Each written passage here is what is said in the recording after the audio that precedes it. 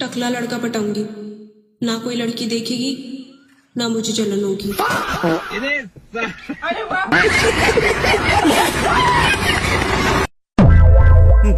अगर उम्मीद से ज्यादा सुंदर मेहरारू मिल जाए तो मर्द के अंदर बर्तन धो की इच्छा अपने आप आ जाता है। हम ही दुल्हा के चाचा, हम ही दुल्हा के भाई, हम ही दुल्हा के बप्पा, या भोसड़ी के भरुआ बैठा बा। भोसड़ी पे रोजगार न लगे।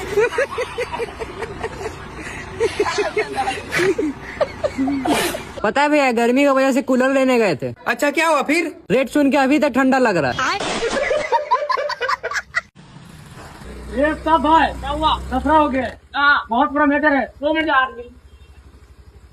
रही चल ले डंडा पकड़। चल चल